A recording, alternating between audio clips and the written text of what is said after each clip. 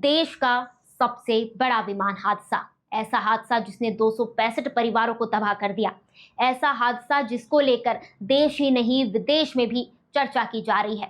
सवाल पूछे जा रहे हैं कि आखिर गलती कहाँ हुई, आखिर खामी कहाँ रह गई कि दोनों इंजन एक साथ फेल हो गए। टेक्निकल इशू था या कोई और दिक्कत जिससे 40 सेकंड के अंदर इतने लोगों की जान चली गई। इन सभी सवालों का जवाब देने के लिए हमारे साथ मौजूद है एविएशन एक्सपर्ट रितेश मिश्रा और पायलट उपेंद्र सिरोठिया। बहुत बहुत स्वागत है सर आपका। Thank you. नमस्कार। शुरुआत में रितेश जी आपसे करना चाहूंगी, कल के जो हादसा हुआ उसके कई सारे वीडियो आए। 241 पैसेंजर थी, उन्हें अपनी जान गंवा दी। आखिर चूक कहाँ हुई, क्या दिक्कत थी, दोनों इंजन एक साथ कैसे फेल हो गए? और इसके साथ आपने कई सारे वीडियोस देखे होंगे, क्या समझते हैं आप पूरी घटना से? हिमांशु जी नमस्कार। पहले सबसे पहले तो ये बहुत ही दुखद घटना जो कल हुआ है पूरे देश को झकझोर के रख दिया है। भारत ने पूरे दुनिया में पूरी दुनिया की निगाहें अभी इसी पे है कि ऐसा हुआ क्यों। हालांकि अभी क्योंकि इसमें कहना बहुत जल्दी होगा, जल्दीबाजी होगा कि क्योंकि आपने देखा होगा जो वायरल वीडियो हुआ है उसमें दिखा आप देख रहे हैं कि जहाज टेकअप किया और उसके बाद ग्लाइडर की तरह लैंड किया है। तो जी हम इसमें इसमें कुछ इसमें हमारी जवाबदेही इतनी हो सकती है कि हम इसमें बता सकते हैं कि अगर कुछ बर्ड हिट हुआ है क्योंकि पावर थ्रस्ट मिला नहीं है, लिफ्ट हुआ हो नहीं रहा है, इसलिए जहाज ग्लाइडर की तरह नीचे बैठे जा रहा है। तो ये जब तक इसका पूरा अगर एक तरह से हम कहें कि अगर जो सीवीआर इसका और डीएफडीआर और जो चीजें आकलन नहीं आएगा, सामने नहीं आएगा, हम इस पे कहना बहुत ही मुश्किल है कि एग्जैक्ट रीजन क्या है। जी, बिल्कुल सही कहा आपने। लेकिन आप मुझे एक चीज बता सकते हैं कि जब अगर फ्लाइट टेक ऑफ होती है तो किस किस तरह की जांच की जाती है टेक ऑफ होने से पहले? देखिए, पहले पहले अगर क्योंकि जहाज ये दिल्ली से अहमदाबाद गया, अहमदाबाद से लंदन जाना था, तो जो भी प्री फ्लाइट चेक होती है दिल्ली से हुई होगी, फिर लैंडिंग किया अहमदाबाद में, अहमदाबाद में प्री फ्लाइट चेक हुआ होगा पूरा प्रॉपर। अब इसकी हिस्ट्री क्या है एयरक्राफ्ट की, ये डिपेंड करता है कि क्योंकि क्योंकि आप देखेंगे क्योंकि इसमें इंजीनियर सर्टिफाई करते हैं, कैप्टन एक्सेप्टेंस करते हैं, तो ये एक टीम वर्क होता है। और जहाज जी की प्रीवियस हिस्ट्री क्या होती है ये डिपेंड, ये सोच का विषय होगा कि जहाज में कौन सा प्रॉब्लम स्नैक क्या चल रहा था पिछले। क्योंकि सुनने में आ रहा है कि इसमें एक जो स्नैक था वो 15 उसकी डीजीसीए ने उसको 15 दिन का वैलिडिटी दे रखा था। जी क्योंकि 2 तारीख को ये एमईएल में कोई कंपोनेंट था जिसको इन्होंने डाला था और 15 को इसकी वैलिडिटी खत्म होने वाली थी। तो अब इसमें क्योंकि प्रीवियस सेक्टर में क्या हुआ था, क्या स्नैक था, क्या रेक्टिफिकेशन हुआ, उस तथ्य के आधार पर ही हम इसको आकलन को देख सकते हैं। जी, बिल्कुल सही कहा। अगला सवाल मेरा आपसे उपेंद्र सर, ये जो पूरा फ्लाइट क्रैश हुआ है इसके वीडियो भी सामने आए हैं। टेक ऑफ के 40 सेकंड के अंदर पूरा हादसा हुआ। एक पायलट को ऐसी सिचुएशन में, इमरजेंसी सिचुएशन में क्या क्या फेस करना पड़ता है? एक तो ये बहुत ही दुखद हादसा रहा। तो सबसे चीज मैं ये देख रहा हूँ कि एयरक्राफ्ट ने पावर जनरेट नहीं किया। जैसे ही वो उसका टेक ऑफ रोल हुआ, एयरबोर्न हुआ, एयरबोर्न होने के बाद टोटल एक 120 सेकेंड, 2 मिनट तक 625 फीट उसने हाइट गेन की। और इसके बाद वो एयर में बिल्कुल सस्टेनेबल नहीं रहा और क्रैश कर गया। ये तो था, ये मेन रीजन रहा इसका। और मुझे जो समझ में आ रहा है, जितना कि मैं समझता हूँ, इसके अंदर दोनों इंजन इसके फेलियर रहे, जिसकी वजह से थ्रस्ट जनरेट नहीं हुई और एयरक्राफ्ट क्रैश कर गया। जी, बिल्कुल सही कहा। और एक रिपोर्ट भी सामने आई है जिसमें 36% अगर फ्लाइट क्रैश होती है तो 36% उसमें है कि फ्लाइट लैंडिंग के वक्त क्रैश होती है, और 10% ऐसे चांसेस होते हैं जिसमें टेक ऑफ के वक्त होती है। तो क्या इसमें क्या ऐसा वो रीजन रहा, क्योंकि एक साथ दोनों चीजों का फेल हो जाना? साथ ही क्या फ्यूल में कोई दिक्कत थी, क्या पहले जांच नहीं की गई, या फिर और क्या दिक्कत हो सकती है? अभी तो मैं ये देख रहा हूँ कि सिर्फ ज्यादातर अभी कयास ही लगा सकते हैं। जब इसका ब्लैक बॉक्स के कॉन्फ़िगरेशन, सारी चीजों को चेक किया जाएगा, स्पेसिफिकेशन उसके चेक किए जाएंगे, फिर जो एफडीआर होता है, फ्लाइट डेटा रिकॉर्डर्स, उसके अंदर क्या क्या चीजें, क्या क्या टेक्निकल परफॉर्मेंस वगैरह पूरी चेक की जाएगी कि क्या वजह रही। इसके बाद सीवीआर होता है, कॉकपिट वॉइस रिकॉर्डर, इसको चेक किया जाएगा। हमारे इंडिया की जो AAIB और यूएस की भी एनटीएसबी टीम बोइंग के साथ इंडिया लैंड कर चुकी है। तो अभी जी। इस वक्त कुछ भी कहना बहुत मुश्किल होगा कि क्या मेन रीजन रहा, मगर अभी जो समझ में हम्म। आ रहा है कि एयरक्राफ्ट ने अपनी कंट्रोलेबिलिटी पूरी खो दी थी और बिल्कुल भी एयर में सस्टेन नहीं कर पा रहा था और स्टॉल हो गया एयरक्राफ्ट। जी बिल्कुल सही कहा। रितेश सर, अगला सवाल मेरा आपसे है। जब हम ट्रेवल करते हैं या फिर ऐसी कई वीडियोस भी सामने आते हैं जिसमें जो हमारी फ्लाइट्स होती है, चाहे वो एयर इंडिया हो, इंडिगो, किसी भी कोई भी फ्लाइट हो, उसमें सीटें टूटी होती है, एसी काम नहीं करता है, या फिर और भी कई दिक्कतें होती है, इंटरटेनमेंट सिस्टम काम नहीं करते हैं, तो क्या ये सारे जो पैसेंजर की जो व्यवस्थाएं होती है, क्या उसका इंजन के ऊपर कोई फर्क पड़ता है? क्या उसका कोई सीधा कनेक्शन है? नहीं नहीं, इससे इससे इससे कोई इक्विवेलेंट, इससे कोई इससे किसी को जोड़ा नहीं जा सकता है। ये इंटरटेनमेंट सिस्टम अलग होती है, क्योंकि देखिए बोइंग 787 एक बहुत ही सोफिस्टिकेटेड एयरक्राफ्ट है और बहुत ही रिलायबल एयरक्राफ्ट है। जी। 2011 से लेके अभी तक 10 साल की हिस्ट्री में कोई ऐसी दुर्घटना हुई नहीं है। ये पहली घटना है हम्म। जो घटी है। अब किस रीजन से घटी है, क्योंकि इसमें जो सिस्टम होती है, पूरा इलेक्ट्रिकल सिस्टम पे ये बेस्ड है। ये जी। सिस्टम किस रीजन से फेलियर हुआ है, टेकअप के समय टेकअप करते ही बर्ड हिट हुआ, इंजन हम्म। फायर हुआ, ये सब चीजें सामने आएगा। ये तभी आएगा जब जी। डीएफ जो जितने भी कॉकपिट में कैप्टन और को कैप्टन और से जो संपर्क में बात हुई है, ये सब चीजों को निचोड़ सामने आएंगी, तभी इसमें आदमी बता सकता है। काल्पनिक चीजें करके हम लोग इसमें बता नहीं सकते हैं, क्योंकि काल्पनिक बात करेंगे, होने को तो बहुत सारा फैक्टर है। हम्म। तो इंजन फेल हुआ है, इसके अलावा आप बर्ड हिट की भी बात कर रहे हैं, और भी कई रीजन हो सकते हैं, और अभी उपेंद्र सर ने एक ब्लैक बर्ड बॉक्स हिट की भी होगा बात तो की। इंजन फ्लेम आउट हो जाएगा, शट डाउन हो जी। जाएगा। सेकेंडरी फीचर्स इसमें, अच्छा सबसे बड़ी बात है कि जब कैप्टन ने टेकअप किया है, क्योंकि एक जहाज टेकअप करने से पहले बहुत सारी चीजों को चेक किया जाता है, जिसको पोस्ट फ्लाइट रिपोर्ट बोलते हैं। पीएफ, जो भी कैप्टन जो भी फ्लाइट लैंड करती है, आगे उसको अगर डिलीवरी देनी होती है तो एक्सेप्टेंस होती है, क्या स्नैक जी। था, क्या फॉल्ट था, उसके बाद ही रेक्टिफिकेशन हुआ होगा, कैप्टन एक्सेप्टेंस किए होंगे, टेकअप की होगी, उसके बाद जाके लेवल फ्लाइट में, क्योंकि जनरली जो एटीसी से संपर्क होता है और जनरली जो लेवल फ्लाइट होती है 2000 से 2500 के स्क्वायर 2500 के हाइट पे होती है। उसके बाद लेवल फ्लाइट में जाने के बाद हम्म। फ्लैप डाउन होता है, न्यूट्रल करते हैं, बहुत सारा फीचर्स है जो कि कैप्टन अपने अपने को जहाज को संभालने के लिए मतलब करते हैं उस समय। तो इतना टाइम ही नहीं मिला ना, जी। फ्रैक्शन ऑफ सेकंड में ये सब चीजें हुई है। फ्लाइट की हाइट 600 मीटर 625 मीटर के आसपास थी। इसमें कैप्टन को रिप्लाई भी देना है, चीजों को समझना भी है, उतना समय भी नहीं है कैप्टन के पास हमारे।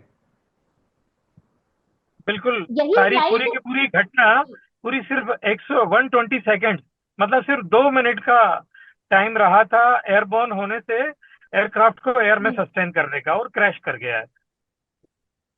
जी बिल्कुल सर। उपेंद्र सर, जब ऐसी कोई इंटरनेशनल फ्लाइट होती है तो उसमें एक पायलट को कितना एक्सपीरियंस होना चाहिए? उसके साथ मेरा एक और सवाल है आपसे। जब ये फ्लाइट क्रैश हुई उससे पहले मेडे कॉल किया गया, ये क्या होता है? थोड़ा इसके बारे में भी हमारे दर्शकों को समझा दीजिए। मेडे कॉल उस वक्त किया जाता है जब एयरक्राफ्ट की आपातकालीन स्थिति आ जाती है, एयरक्राफ्ट इन डेंजर, उस कंडीशन में मेडे हम्म। कॉल किया जाता है। मेडे कॉल की स्थिति परिस्थिति कभी भी बन सकती है कि आपने टेक ऑफ किया, एक इंजन में फायर हो गया है, आपको वापस से आपकी क्या इंटेंशंस हैं, आपके वापस से हम्म। आपको लैंड करना है, या करीब आप एयर में हैं 20,000 फीट 30,000 फीट पे हैं, उस वक्त आपके दोनों इंजन फेल हो गए हैं, तो आपको क्रैश लैंड करना है। तो मेडे कॉल में आप अपने सारे इंटेंशन एटीसी को बता देते हैं, और जो कुछ भी सेफ्टी नॉर्म्स आप कर सकते हैं एटीसी के द्वारा किए जा सकते हैं, जिससे कि आपकी दुर्घटना को बचाया जा सके, उस वक्त के लिए मेडे कॉल का यूज किया जाता है ये। और क्या इस इस वक्त वाली भी सिचुएशन में काम नहीं इस आया? सिचुएशन में भी मेडे कॉल किया था कैप्टन ने, और बट वो टाइम नहीं, मेडे कॉल बट वो टाइम करने के नहीं मिला। बाद ही उसको फिर टाइम ही नहीं मिला, उनका संपर्क टूट गया एटीसी से और एयरक्राफ्ट क्रैश कर गया। जी रितेश सर, आप क्या कह रहे थे? नहीं, मैं वही बोला कि जो जो उपेंद्र जी ने कहा कि उतना समय गैप ही नहीं, टाइम लिमिट नहीं था इनके पास टाइम ही नहीं था कि इन्होंने जी। केवल फर्स्ट किया है और उन्होंने बोला कि we are in the emergency. Hmm.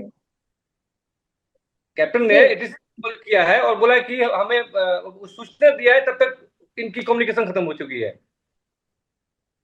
Ground time कि हम कोई दूसरा एक्शन ले, कोई सोचे, तब तक चीजें घटित हो गई है।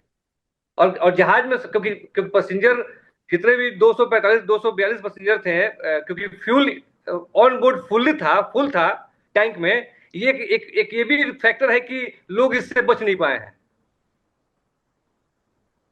जी बिल्कुल सही कहा आपने। यही वाली फ्लाइट दिल्ली से अहमदाबाद आई थी, जिसका भी एक वीडियो सामने आया है। एक कोई उसमें बैठा हुआ पैसेंजर था जिसने पूरा वीडियो बनाया कि उसमें कुछ काम नहीं कर रहा। उसने एयर इंडिया के इनको भी इन्फॉर्म किया कि यहाँ पर ये चीजें काम नहीं कर रही है। तो क्या उसकी जांच नहीं की जाती है जब कोई नहीं, भी बिल्कुल फ्लाइट बिल्कुल टेक बिल्कुल ऑफ हुई होगी, करने जांच वाली बिल्कुल होती है? हुई होगी। कैप्टन रिपोर्ट किए होंगे, क्रू ने कैप्टन को रिपोर्ट किया होगा, कैप्टन हम्म, रिपोर्ट किए होंगे इंजीनियर को, ग्राउंड स्टाफ को, जो जो उस समय जो साइनिंग अथॉरिटी थी, इंजीनियर होंगे, उन्होंने किया होगा। रिपोर्ट में, पीएफआर रिपोर्ट में कुछ नहीं था। अगर कुछ नहीं था हम्म, तभी तो उन्होंने सर्टिफाई किया और जहाज को रिलीज किया।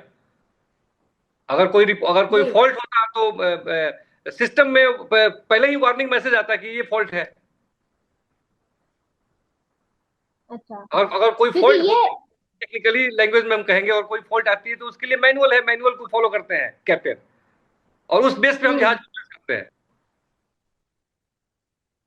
जो जी बिल्कुल चेकलिस्ट। सही कहा आपने। क्योंकि इस तरह की हाँ जी बिल्कुल बड़ी घटना हुई है, और बहुत सालों बाद इतनी बड़ी घटना होना, ये बहुत पूरे देश के लिए दुख की बात है। साथ ही आपको क्या लगता है, आपकी नजर में जांच किस दिशा में होनी चाहिए? देखिए, ये तो जांच का विषय है। हम लोग इन्वेस्टिगेशन एजेंसी नहीं है, हम लोग इसमें इसमें अपना राय दे सकते हैं, या क्योंकि सेफ्टी एविएशन में चूक नाम का शब्द नहीं है। आप इसमें एक छोटा सा भी लापरवाही, इस टाइप की घटना को आप हमें देखने को मिलेगा। तो एविएशन में हम्म, गलती नाम का शब्द डिक्शनरी में है ही नहीं इसमें। हम्म, बिल्कुल सही कहा उपेंद्र सर। जब हम रिपोर्ट्स निकालते हैं तो सेफेस्ट अगर आपकी कोई जर्नी है तो वो फ्लाइट की जर्नी होती है। न के बराबर कोई हादसे होते हैं, सेफेस्ट जर्नी फ्लाइट की। फिर ऐसे हादसे होते हैं, आप एक पायलट हैं, आपने कई सारी फ्लाइट्स उड़ाई, कई पैसेंजर्स को अपनी मंजिल तक पहुंचाया है। क्या लगता है जब आप ऐसी चीजें सुनते हैं तब? बहुत ज्यादा दुख होता है। और मैं आप खुद भी समझती हैं, आप भी ने भी कई बार फ्लाइंग की होगी। जो हवाई सफर है वो सबसे सुरक्षित सफर माना जाता है। मतलब कभी सालों में ही जी कभी कोई दुर्घटना सुनने में आती है। जो एयरक्राफ्ट ड्रीम लाइनर 787 जो क्रैश हुआ, ये 2011 में फर्स्ट टाइम ये एविएशन इंडस्ट्री में आया था। सबसे सुरक्षित विमान माना जाता है अभी तक। ये 1100 1189 एयरक्राफ्ट टोटल अभी फ्लाई कर रहे हैं यहाँ पर। फर्स्ट टाइम किसी भी 787 ड्रीम लाइनर में ये इस तरह का हादसा हुआ है अभी तक।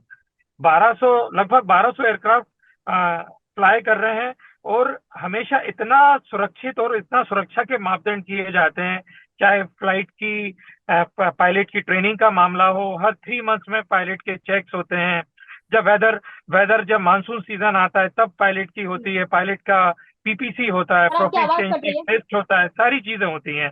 टाइम टू टाइम एक एक चीज होती है। जहाज का एक एक पार्ट्स का टाइम ड्यूरेशन होता है। लैंडिंग गियर जो पहिए जो खुलते बंद होते हैं, उसका भी पूरा पूरा टाइम ड्यूरेशन है। 500 साइकिल्स हो गए, पूरी की पूरी लैंडिंग गियर की असेंबली को चेंज कर दिया जाता है। इंजन 3600 घंटे की इंजन ने उड़ लिया है तो पूरा के पूरा नया इंजन डाल दिया जाता है।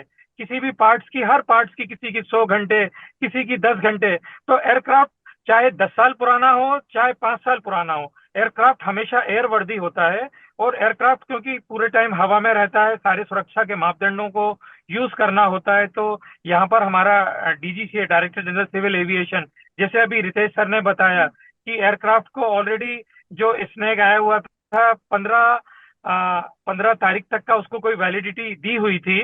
तो उस वैलिडिटी से पहले पहले उस पार्ट्स को चेंज करना मतलब कंपलसरी हो जाता है, अदरवाइज एयरक्राफ्ट को ग्राउंड कर दिया जाता है। मतलब इतनी सेफ्टी नॉर्म्स किए जाते हैं। अब इस एयरक्राफ्ट में क्या हुआ, क्योंकि मुझे जो सुनने में आया, दिल्ली से अहमदाबाद तक इस एयरक्राफ्ट में फ्लाइंग की, तब तक एयरक्राफ्ट क्योंकि ठीक ठाक था, फ्लाई करते हुए आया, और अचानक से ये चीज हुई, इंजन फेलियर हुए। ये रीजन, ये सारे जो टेक्निकल एक्सपर्ट अभी जो ये एआईबी है, काल्पनिक एनटीएसबी है, चीजें हैं तभी ये। क्लियर हो पाएगी सारी चीजें।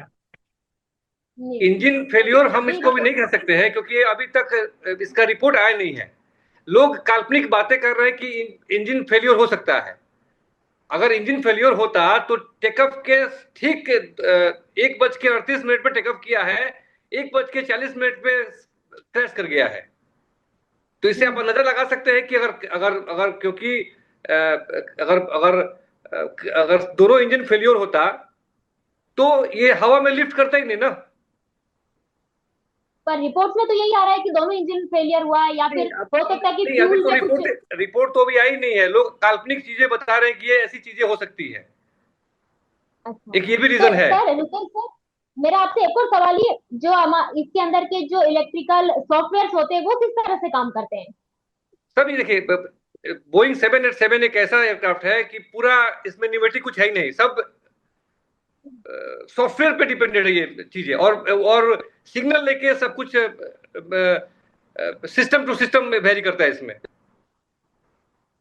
एयरक्राफ्ट तो में क्या? एक एफएमएस सिस्टम होता है, फ्लाइट मैनेजमेंट सिस्टम। तो इसके अंदर देखिए, मैं बता रहा हूँ, इसका कॉन्फ़िगरेशन, सारी चीजें इतनी सॉलिड और इतनी अच्छी होती हैं कि आपको, अगर आपके पास जैसे 242 पैसेंजर, इतने फ्यूल के साथ, इतना बैगेज, इतना कार्गो के साथ आप कर रहे हैं, तो एफएमएस में ये सारी चीजें डाल दी जाती हैं। तो वो उसके अंदर आपको ये तक बता देता है कि आपका V1 जो होगा, V1 होता है आपका टेक ऑफ स्पीड होती है, कि आपको 140 नॉट्स पे टेक ऑफ करना है या 145 नॉट्स पे करना है। इतना तक वेल इक्विप्ड एयरक्राफ्ट है ये। इसका फ्लाइट मैनेजमेंट सिस्टम बहुत ही नंबर वन क्वालिटी का माना जाता है। बिल्कुल सही कहा आपने, अगर नंबर वन एयरक्राफ्ट माना जाता है इसको, सब चीजें एकदम परफेक्ट है, लेकिन हादसा, क्योंकि हादसा टेक ऑफ करते ही हो गया, ऐसा है नहीं कि भाई बीच में कहीं जाके कुछ नहीं टेक्निकल नहीं, इशू आया है।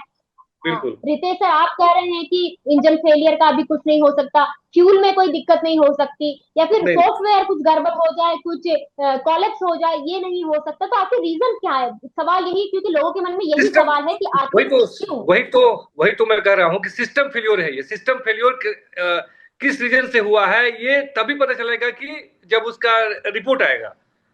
जो बिल्कुल जो भी घटना घटी घटी हुई है वो मतलब उससे उसमें रिकॉर्डेड है। उस रिकॉर्डिंग के आधार पर ही एनालिसिस होगा कि क्या रीजन था, एग्जैक्ट रीजन क्या था। और सारी तो रिकॉर्डिंग जो है ब्लैक बॉक्स में हो जाती है, बिल्कुल, सारी रिकॉर्ड हो पीएफडीआर, जाती है, सीबीआर, लेकिन जो जो हाँ। चीजें हैं इसमें पूरा डाटा आया होगा। उसी के आधार पे हम बता सकते हैं कि ये चीज के आधार पे ये व्यवस्था बनी है और ऐसी ऐसी भयंकर दुर्घटना घटी है। हाँ, लेकिन सुबह से एक और खबर आ रही थी कि सुबह से ब्लैक बॉक्स मिल ही नहीं रहा था, कल हुआ हादसा, ब्लैक बॉक्स नहीं मिला, अभी खबर है कि ठीक है मिल गया है, ये लेकिन है, अभी तक ये ब्लैक तो बॉक्स को ये लेकर अपडेट नहीं है। टाइम लगता है, डिपेंड करता है कि कहाँ गिरा, कैसे गिरा, कहाँ कहाँ हुआ। क्योंकि ये इतना सेफेस्ट टाइटेनियम का बना होता है कि जलेगा भी नहीं, फटेगा भी नहीं, टूटेगा भी नहीं। टेल सेक्शन में होता है, ये पीछे की तरफ होता है। तो इसका जगह हम्म, ऑक्युपाइड है कि हाँ ये यहाँ पे होती है और मिलना तय है। ये ना बर्न होगा जी ना ये डिस्ट्रॉय होगा।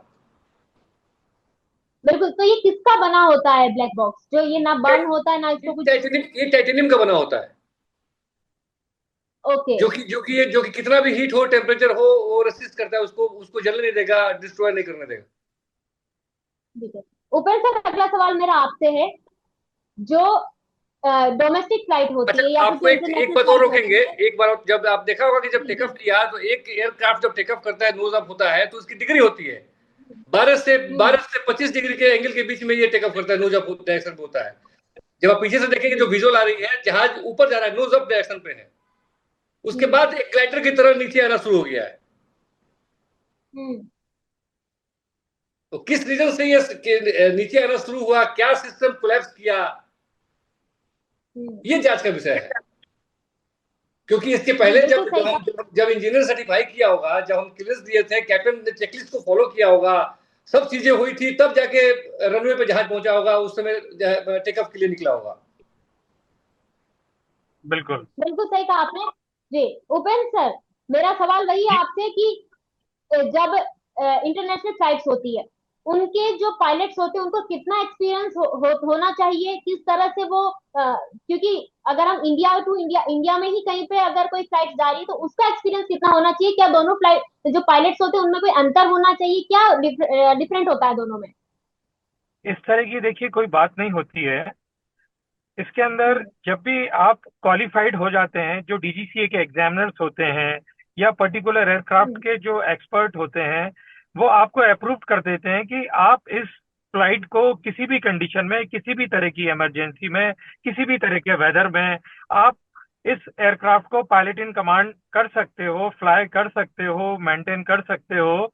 तो आपको इसका आपके जो commercial pilot licence, airport transport pilot licence जो होता है उसके अंदर एंडोर्स कर दिया जाता है, और ATPL और CPL में आप इसको फिर फ्लाई कर सकते हो आप। तो जब आप इस एयरक्राफ्ट के अंदर जब एक्सपर्ट हो गए हो तभी आपको एंडोर्समेंट दिया जाता है, इसके पहले नहीं दिया जाता है। जी बिल्कुल सही कहा आपने। हमारे साथ जुड़ने के लिए बहुत बहुत शुक्रिया, बहुत बहुत शुक्रिया ओपन सर, बहुत बहुत शुक्रिया रितेश सर। अहमदाबाद हादसे को लेकर लगातार नए नए अपडेट आते जा रहे हैं। 4 एजेंसियां इसकी जांच कर रही है। जो शव मिले हैं उनका DNA टेस्ट कराया जा रहा है, क्योंकि किसी का भी शव पहचान में नहीं आ रहा है।